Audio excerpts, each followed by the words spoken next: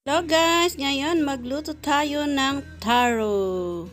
Hello guys! Ngayon papakita ko sa inyo paano magluto ng dried taro with smoked meat or itag sa aming igorot.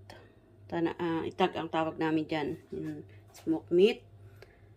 Bali, binabad ko to sa mainit na tubig. Itong dried taro leaves. Para lumambot. Ayan, nahugasan na din siya. Pati ito, nahugasan ko na rin. At yan ang aking mga ingredients. Painit muna tayo. Painit muna tayo ng ating lutuan. Ayan, ang aking lutuan. Ayan guys, mainit-init na. So, lagyan lang natin ng kaunting olive oil. Konti lang. Oopsie, sobrahan ko.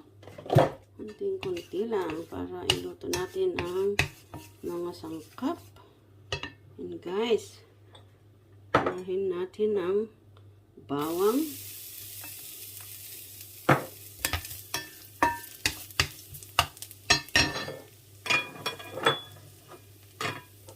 Ginger. I love ginger. Kaya yan, masyadong dinamihan ko. And then onion. Mix-mix lang natin.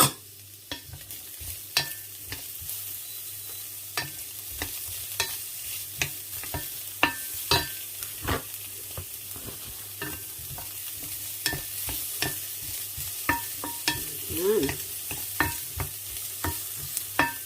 Ito lang natin siya para lumabas ang kanyang bango. Bango-bango ng garlic and ginger. Sasabay ko na din i-ano yung aking smoked meat dahil mayroon siyang taba-taba. I-ano natin ang kanyang mantika para lumabas ang kanyang mantika. Lagyan natin ganyan. Hinugasan na yan dahil may kaalatan. So, hinugasan muna natin. Guys, bango na.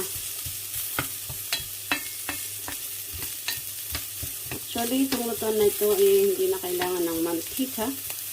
Pero nilagyan ko lang siya ng konting olive oil. Ayan siya. Para lumabas ang mantika ng karne. Dahil medyo may taba-taba siya. Ayan. Bango. Iwanan muna natin dyan mga 3 minutes. And after 3 minutes, okay na siya. Halo-halo na natin. Bango. And then, pwede na natin ilagay yung taro leaves. Dried taro. Ayan. Hugasan na yan. May kunting tubig.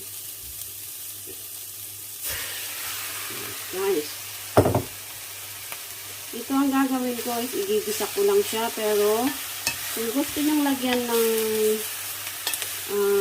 nyog, yung gata ng nyog is mas pwede rin. Mas masarap. Dahil wala akong gata ng nyog, igigisa ko lang siya. Ayan, halo-halo natin. And then, takpan natin siya. Dahil ito ay dried. Medyo lutuin natin. Palambutin natin. Medyo, lutuin natin mabuti. Ayan, ganyan lang guys. And then, takpan natin. And ilagay natin sa low heat. Naka-8 siya.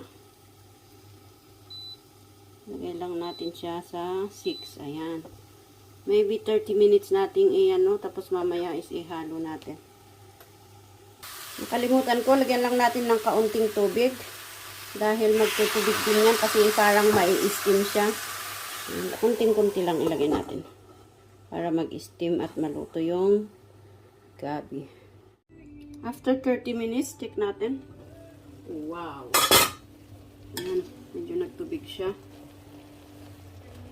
Luto pa natin ng konti dahil medyo matigas-tigas pa. Dahil nga sa dried siya, kaya kailangan natin lutuin mabuti. So ngayon, lagyan muna natin ng paminta, black pepper. Lagyan natin siya ng pangkalasa. And then, lagyan natin siya ng salt. Pink salt or Himalayan salt. Kunti lang. Mix natin. Iwan muna natin siya. Maybe 15 minutes ulit. Para malutong mabuti. Medyo may katigasan pa yung ano. Yung kanyang stem. Ayan. Nasa medium heat kasi siya. And then wait natin. Ayan guys. Ayan guys. After 45 minutes, luto na siya. Pwede na nating i-serve with rice. Thank you for watching. Let's eat.